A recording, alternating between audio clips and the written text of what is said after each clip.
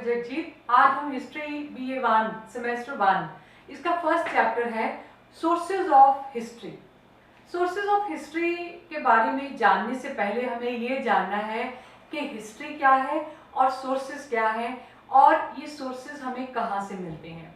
History के बारे में अगर हम किसी से जानकारी लेते हैं, किसी से कोई डेफिनेशन के बारे में पूछते हैं तो जनरली एक आंसर मिलता है रिकॉर्ड ऑफ द पास्ट, या हम क्या बात करते हैं कि पुरानी चीज़ों के बारे में, पुरानी घटनाओं के बारे में जानकारी लेना।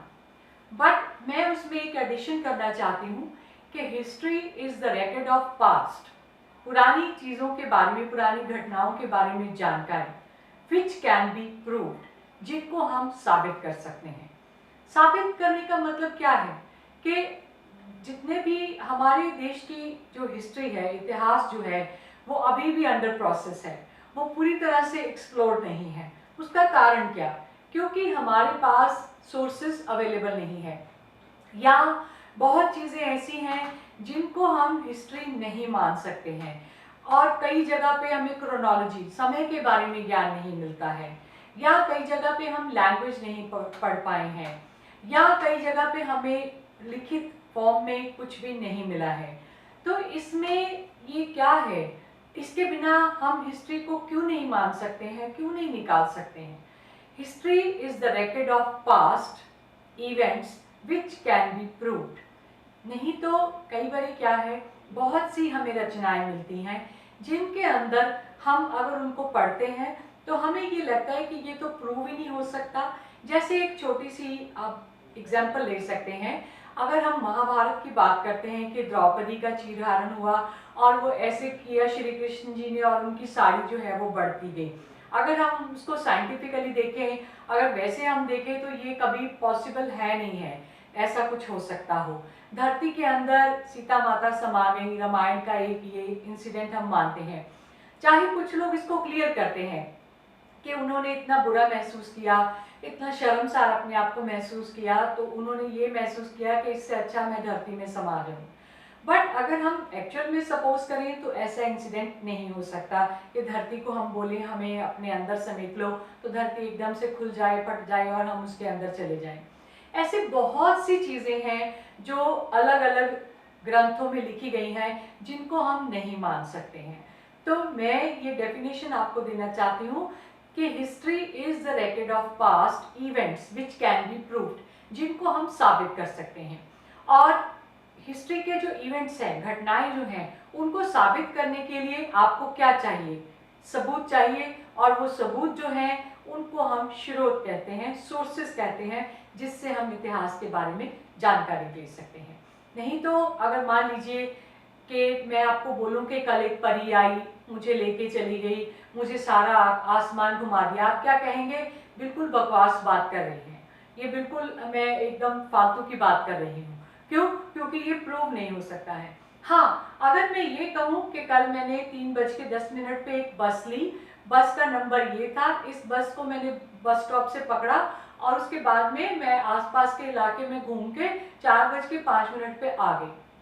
अगर आप इसके बारे में क्लैरिटी करना चाहते हैं तो आप बस स्टॉप से जान सकते हैं कि हाँ ये बस इतने बजे चली है, मेरे पास उसका टिकट है, तो आप उसको क्लियरली जान सकते हैं कि मैं सच बोल रही हूँ। इतिहास के बारे में जो कल तक मेरा समय है, जो 1 मिनट पहले तक का समय है, वो मेरी ज़िंदगी का इतिहास है। उसको मैं प्रूव करना चाहती हूँ तो मेरे पास उसके सबूत होने चाहिए। तो हमारे देश की हिस्ट्री, चाहे किसी भी देश की हिस्ट्री, इतिहास के बारे में अगर हमें जानकारी चाहिए तो हमें उसके अलग अलग स्रोतों के बारे में जानकारी होना चाहिए, वो स्रोत हमारे पास होने चाहिए। उनमें पहले भी मैंने एक बार बताया है कि 2 तरह के स्रोत हम लेते हैं, 2 types of sources of history. One is literary, जो लिखित है, रिटन फॉर्म में, कैसे भी, जैसे कोई किताब है, कोई ग्रंथ है, वेद है, और इसके अलावा कोई ट्रैवल अकाउंट है, या दीवार के ऊपर कुछ लिखा गया है, किसी कॉइन के ऊपर कुछ लिखा गया है, किसी पॉटरी के ऊपर, किसी बर्तन के ऊपर कुछ लिखा गया है, किसी भी चीज़ के ऊपर कुछ लिखा गया है, तो वो हमारे लिए किसी भी इलाके के इतिहास का लिटरेरी, लिखित स्रोत हो सकता है, प्रोवाइडेड कि हम उस लैंग्वेज को, उस भाषा को पढ़ना जानते हों। तो जो लिटरेरी सोर्सेज की आज हम बात करेंगे, कौन कौन से स्रोत हैं जिनको हम लिखित स्रोत कह सकते हैं। उनमें जैसे भारत के सबसे प्राचीन लिखित स्रोतों में हम वेदों को मानते हैं। वैसे तो हड़प्पन सिविलाइजेशन का लिखित स्रोत बहुत हमारे पास पड़े हैं, पर उनको हम एकदम एक साइड पे रख देते हैं क्योंकि उनकी लैंग्वेज को हम पढ़ नहीं पाए हैं, समझ नहीं पाए हैं, तो वो अभी हमारे लिए यूजफुल नहीं है। तो उसके बाद में जो सबसे प्राचीन, सबसे पुराने, ओल्डेस्ट जो हमारे पास रिटन सोर्सेज हैं इंडियन हिस्ट्री के, वो है वेदास। वेद, 4 वेद हैं, ऋग्वेद, सामवेद, अथर्ववेद, यजुर्वेद। और इन वेदों को अगर आप पढ़ते हैं तो ये संस्कृत के अंदर लिखे गए हैं। और इनसे हमें क्या पता चलता है? वेदों के अंदर हमारे देश की नदियों के बारे में लिखा है, हमारे देश के लोगों के बारे में लिखा है, आर्य सभ्यता के बारे में लिखा है, और बहुत से पॉपुलर नेम जो हम आजकल यूज करते हैं वो लिखे गए हैं। हम जो गेहूं, मक्की, चावल, ये फूड ग्रेन्स खाते हैं, इनका कहीं ना कहीं रेफरेंस मिलता है। तो ये हमें हमारे देश के इतिहास के बारे में जानकारी देते हैं। इसके अलावा प्राचीन समय में ही उपनिषद उपनिषद जो हैं कि गुरु के पास बैठ के जो शिष्य हैं उन्होंने कुछ किताबें लिखी हैं, उनको हम उपनिषद कहते हैं। उन्होंने अपने आसपास के बारे में, अपने समय की राजनीति के बारे में काफ़ी कुछ बयान किया हुआ है। इसके अलावा आरण्यक, अरण्य हम कहते हैं जंगल को। जो लोग तपस्वी हैं, सन्यासी हैं, जंगलों में गए, उन्होंने जंगलों में रहते हुए, या कई विद्यार्थियों ने जंगलों में रहते हुए काफ़ी हद तक लिटरेचर लिखा है, वो भी हमारे लिए भारतीय इतिहास का सब जो स्रोत हैं वो बन गए हैं। इसके अलावा हम जो समझते हैं रामायण और महाभारत, ये भारत के सबसे प्राचीन एपिक्स मतलब महाकाव्य माने जाते हैं। तो कई लोग इसके बारे में क्रिटिसाइज करते हैं कि इसमें इतनी चीज़ें ऐसी लिखी हुई हैं जो कि हम जिनके ऊपर विश्वास नहीं कर सकते हैं। इनको इतिहास ना कह के मिथ्याहास कहते हैं, क्योंकि मन घड़त बातें बहुत सी हैं। अगर हम वो सारी की सारी मन घड़त बातों को अलग कर देते हैं, पर इनके अंदर अगर आप देखें, 2 कॉन्सेप्ट हैं, सूर्यवंशी, चंद्रवंशी। ये राजवंशज माने गए हैं, बहुत सुपीरियर जो ट्राइब्स हैं वो माने गए हैं। तो यो आज भी कई लोग हैं जो अपने आप को बड़ा सुपीरियर कल्ट के साथ में रिलेटेड मानते हैं। कोई अपने आप को सूर्यवंशी, कोई चंद्रवंशी कहते हैं। तो ये रामायण और महाभारत का कॉन्सेप्ट है। इसके अलावा रामायण महाभारत में अगर हम ये कुछ मन घड़त बातों को छोड़ दें, पर अगर आप उसमें कैरेक्टर बिल्डिंग के बारे में देखेंगे कि बड़ों का आदर करना चाहिए, कैसे एक व्यक्ति ने एक ही छोटी सी बात पे, अपने पिता की बात पे अपना राज सिंहासन त्याग दिया। श्री राम ने अपने पिता दशरथ के कहने पे उन्होंने अपना राज्य त्याग दिया और 14 बरस के लिए वो वनवास में जाने के लिए तैयार हो गए, एक बार भी मना नहीं किया। अगर आजकल कोई पेरेंट्स घर से बच्चे को निकालना चाहते हैं तो बच्चे उनको फटाफट से जवाब देते हैं, पर उस समय उन्होंने जी पिताजी कह के उनको फटाफट मान लिया। कि ये बताता है इस चीज़ को कि हमारे देश में बड़ों की कितनी रिस्पेक्ट, कितना आदर किया जाता है, कि उनका कहा हुआ एक शब्द हमारा फर्ज बन जाएगा। और छोटों से प्यार करना, कि छोटे जो हैं हमारे से, वो उम्र में हमारे से छोटे हैं, हमें उनको प्यार करना चाहिए। उनकी कोई गलती भी होती है तो उनको डांटने के बजाय उनके साथ प्यार से व्यवहार करें और उनको प्यार से समझाएं। इसके अलावा पति पत्नी का रिश्ता, कि पत्नी जो है वो अपने पति की बात मानती है, पति के साथ कैसा भी जीवन हो वो उसको गुजारने को तैयार है। सिर्फ वनवास जो है श्री राम को मिला है, पर उनकी पत्नी, उसने एक बार भी नहीं सोचा कि मुझे कितनी मुश्किलों का सामना करना पड़ेगा। तो उसने ये सोचा कि मेरी शादी इनके साथ में हुई है, शी इमीडिएटली लेफ्ट। उसने सोचा कि जितने भी साल, जितने भी समय ये बाहर रहेंगे, मैं अपने पति के साथ में रहूँगी। उसने अपना धर्म, अपना कर्तव्य समझा और चल पड़ी अपने पति के साथ में।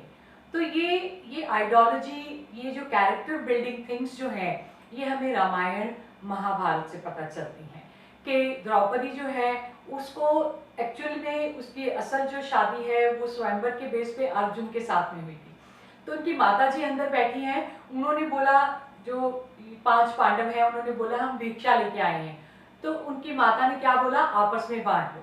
हालांकि वो इस बात को कह सकते थे आपने देखा नहीं, ऐसे बोल दिया, बट ये माना गया कि माँ ने बोला है तो वो हम उसको अपना धर्म मानते हैं, तो वो पांचों की पत्नी बनी।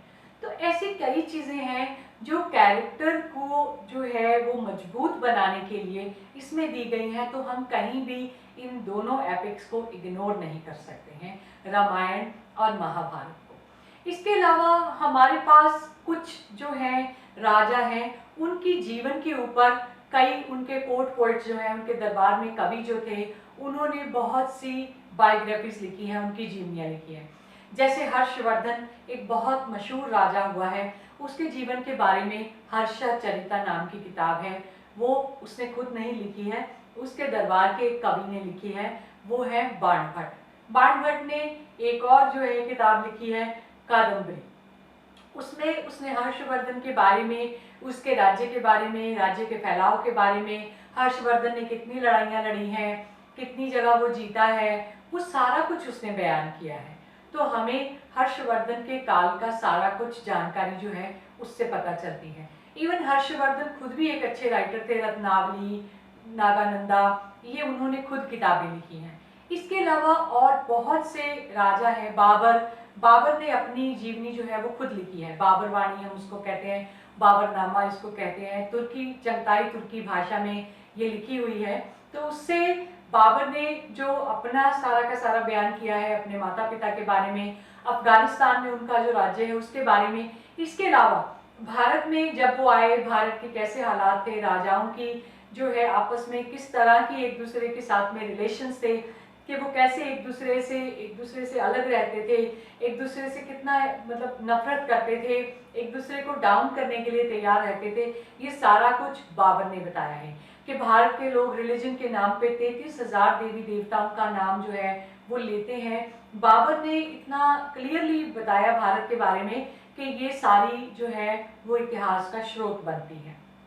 इसके अलावा और बहुत से राजा हैं जिनकी बायोग्राफीज लिखी गई हैं, जैसे देवी चंद्रगुप्तम, ये गुप्त साम्राज्य के दौरान चंद्रगुप्त जो है गुप्त राज्य के मुखिया एक रहे हैं, उनकी पत्नी चंद्रगुप्त की पत्नी देवी चंद्रगुप्तम, उसके बारे में विशाखा दत्त ने ये किताब लिखी है। उसमें सारा का सारा इंसिडेंट लिखा है कि कैसे कैसे चंद्रगुप्त जो है अपने बड़े भाई को मार के खुद राजा बने हैं, और चंद्रगुप्त की पत्नी जो है पहले उनके बड़े भाई की पत्नी थी।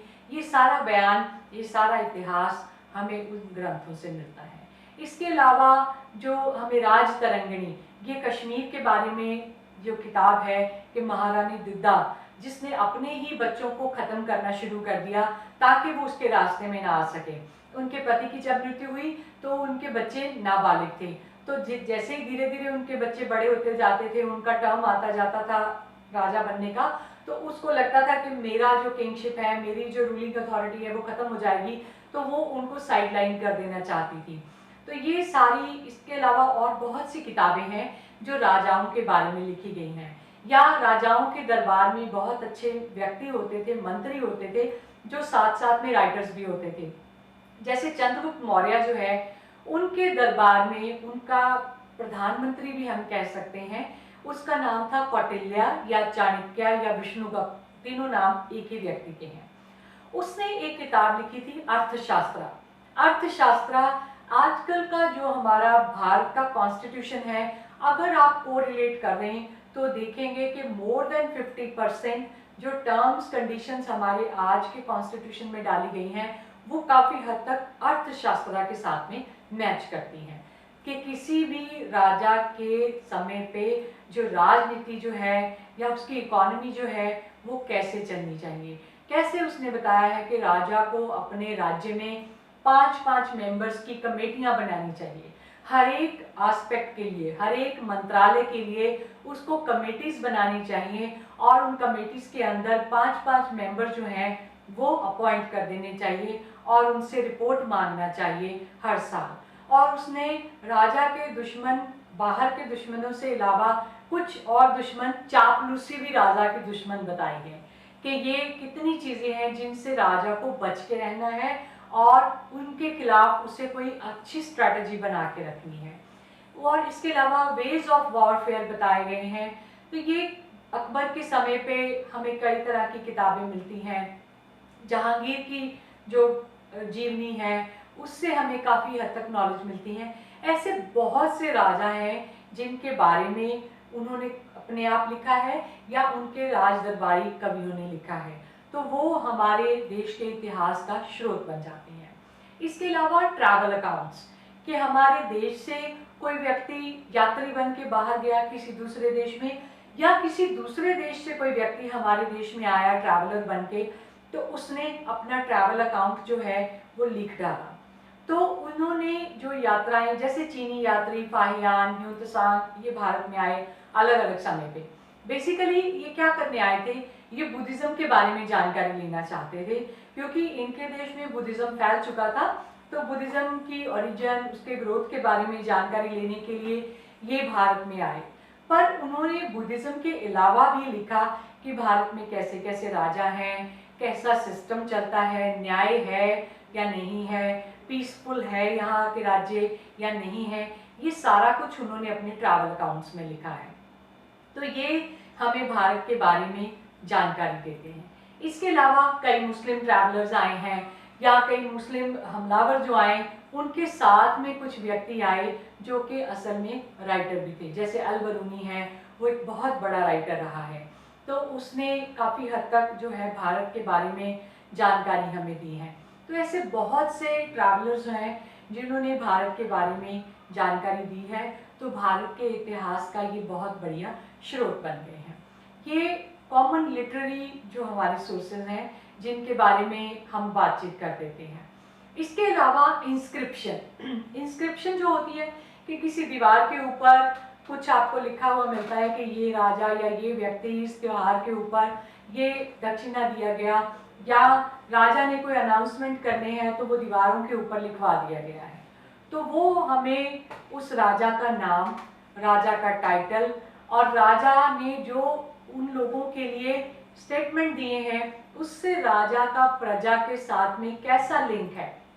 जैसे किंग अशोका के बारे में अगर आपको कोई इंस्क्रिप्शन मिलते हैं तो उसमें उसने अपनी प्रजा को अपने बच्चे, अपने पुत्र माना है, तो इट मीन्स वो अपनी प्रजा के लिए बहुत ज़्यादा कर्टसी रखते थे। और कुछ लोगों ने ऐसा लिखा है कि राजा की बहुत बढ़ोतरी की है, मतलब राजा जो है उसकी बहुत डोमिनेंस लगाई गई है।